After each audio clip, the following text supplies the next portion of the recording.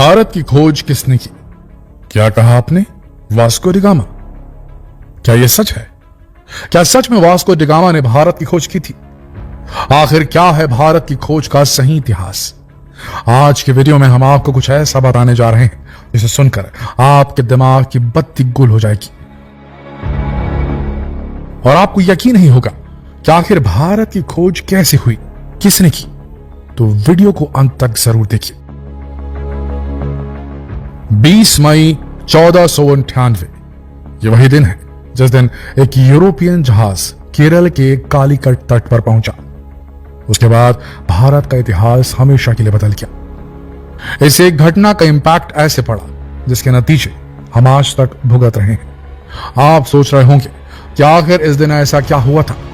असल में इसी दिन वास्को ड गामा ने पहली बार भारत की धरती पर कदम रखा था, यानी कि उन्होंने भारत तक आने का समुद्री रास्ता खोज लिया था। और इसीलिए आज तक हमारे इतिहास की किताबों में यही पढ़ाया जाता है कि वास्को डी गामा ने भारत की खोज की थी।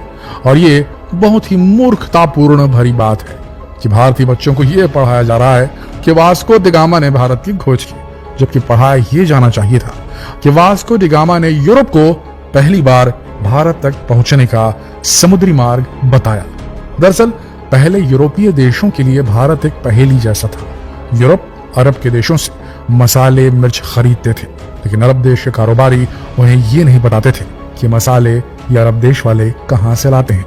यूरोपीय इस बात को समझ चुके थे कि अरब कारोबारी उनसे जरूर कुछ छुपा रहे हैं, इसीलिए उन्होंने सच का पता लगाने की ठान ली। ये कारोबारी अरब के उस पार पूर्वी देशों के बारे में ज्यादा कुछ जानते थे और आखिरकार 8 जुलाई 1497 को वास्को डी गामा ने 4 जहाजों और 170 लोगों के साथ भारत के लिए लिस्बन से यात्रा की शुरुआत की।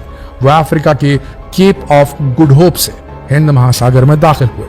जब उसने हिंद महासागर में प्रवेश किया तो यहाँ की तेज समुद्री हवाओं से बचने के लिए उसने अटलांटिक महासागर का एक बड़ा चक्कर लगाया। 2 मार्च 1498 को उनका बेड़ा मोजाम्बिक पहुंचा, लेकिन इस लंबे और थका देने वाले सफर में उसके कई साथी बीमार भी पड़ गए। उनका खाने का सामान भी खत्म होने लगा था। इसको देखते हुए उन्होंने मोजाम्बिक में रुकने का फैसला किया। ये लोग जहाज पर अपने साथ पत्थर के स्तंभ लेकर चलते थे ताकि रास्ते में अपने लिए निशान बना सके, जिससे उन्हें लौटते समय रास्ता ढूंढने में आसानी हो। मोजाम्बिक के लोगों को लगा कि पुर्तगाली भी उनकी ही तरह मुसलमान है, इसलिए उन्होंने उनकी भरपूर मदद की। वहां के सुल्तान को उन्होंने कई बेशकीमती तोहफे दिए और बदले में भारत की जानकारी और रास्ता भी पाया उससे, क्योंकि यहाँ के नाविक कभी कभी भारतीय समुद्री रास्ते की तरफ जाते थे। यहाँ से उन्होंने अपने जरूरत के हिसाब से खाने पीने का सामान भी लिया और आगे की यात्रा पर निकल गए। इसके बाद 7 अप्रैल 1498 को उनका बेड़ा मुंबासा पहुंचा। यहाँ उन्होंने मालिंदी समुद्री तट पर अपना डेरा जमाया। यहाँ उनकी मुलाकात कांजीवलम नाम के गुजराती नाविक से हुई, जो कि भारत के दक्षिणी हिस्से में कालीकट जाने का रास्ता जानता था। वास्को डी गामा समझ गए कि यह व्यक्ति उनके लिए खजाने का रास्ता बताने वाले नक्शे की तरह साबित हो सकता है, इसीलिए वास्को डी गामा ने उन्हें अपने साथ ले लिया। इसके बाद लगातार 20 दिन तक हिंद महासागर की यात्रा करने के बाद वास्को डी गामा को आखिरकार भारत की पहली झलक नजर आई और आखिरकार 20 मई 1498 को वास्को डी गामा ने कालीकट तट पर अपना पहला कदम रखा। यहाँ के राजा ने उसका काफी भव्य स्वागत किया। यह वही जगह थी जिसकी उसको तलाश थी। यहाँ पर हर वो चीज थी जिसको यूरोप खरीदता था। यहाँ पर वो कालीकट के राजा से मिला और उसको व्यापार के लिए राजी किया। 3 महीने कालीकट में बिताने के बाद वो पुर्तगाल वापस चला गया।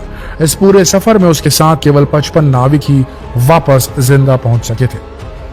ये कारोबारी अरब के उस पार पूर्वी देशों के बारे में ज्यादा कुछ नहीं जानते थे। जहां तक सवाल भारत का है तो इसके एक ओर हिमालय पर्वत खड़ा हुआ था, जिसे पार करना उस समय मुमकिन नहीं था। भारत की दूसरी ओर 3 ओर से भारत को समुद्र ने घेर रखा था। ऐसे में यूरोप के लोगों के लिए भारत पहुंचने के 3 रास्ते थे।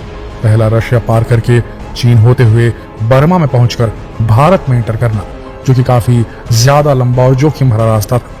दूसरा रास्ता था अरब और ईरान को पार करके भारत पहुंचना, लेकिन यह रास्ता अरब के लोग इस्तेमाल करते थे और वे किसी भी दूसरे देश को अंदर घुसने नहीं देते थे। तीसरा रास्ता समुद्र का था और यही यूरोपियन लोगों की आखिरी उम्मीद थी।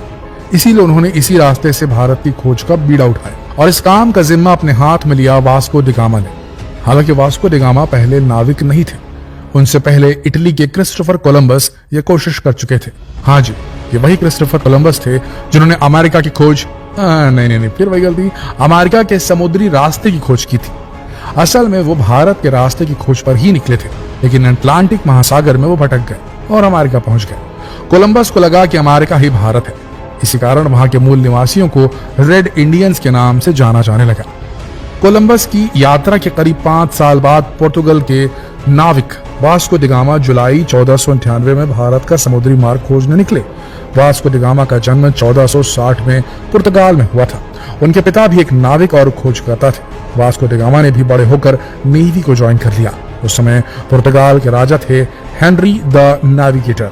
उन्होंने कई नाविकों को नए नए समुद्री द्वीप खोजने में फाइनेंशियल हेल्प की थी और उन्हीं के प्रयासों से एक नाविक बार्टोलोमू डायस ने यह खोज की थी कि हिंद महासागर और अटलांटिक महासागर एक दूसरे से जुड़े हुए हैं। इसी फैक्ट से वास्को डी गामा ने अंदाजा लगा लिया था कि अगर अटलांटिक महासागर और हिंद महासागर अफ्रीका के आसपास मिलते हैं तो यहां से भारत तक पहुंचा जा सकता है। 1499 में उसके लिस्बन पहुंचने तक भारत की खोज की खबर हर जगह फैलने लगी थी। इसके बाद 1502 में पुर्तगाल के राजा ने वास्को डी गामा को नौसेना के साथ भारत भेजा। इस बार उसका मकसद कालीकट के आसपास के इलाकों पर अपना अधिकार जमाना था। उसने कालीकट पर कई बड़े हमले किए, जिसके बाद राजा को संधि के लिए विवश होना पड़ा था। यह वास्को डी गामा के लिए बड़ी जीत थी। इस जीत के बाद वो सन 1502 में वापस पुर्तगाल चला गया। 1522 में वो दोबारा भारत आया। कुछ समय यहाँ रहने के बाद 1524 में उसकी तबीयत खराब हो गई। 24 मई 1524 को उसकी यहीं पर मृत्यु हो गई। वास्को डी गामा को कोच्चि में ही दफनाया गया, कोचीन में। 1538 में उसकी कब्र को खोदकर उसके अवशेषों को बाहर निकाला गया और पुर्तगाल ले जाया गया था। वास्को डी गामा ने यूरोप के लुटेरों, शासकों और व्यापारियों के लिए एक रास्ता बना दिया था। इसके बाद भारत पर कब्जा जमाने के लिए यूरोप के कई व्यापारी और राजाओं ने कोशिशें की और समय समय पर वे आए और उन्होंने भारत के केरल राज्य के लोगों का धर्म बदलने के लिए उन्हें मजबूर किया। पुर्तगालियों की वजह से ब्रिटिशर्स लोग भी यहाँ आने लगे और आखिरकार सन 1615 ईस्वी में ये क्षेत्र ब्रिटिश अधिकार में आ गया। 1698 ईस्वी में यहाँ फ्रांसीसी बस्तियां बसी।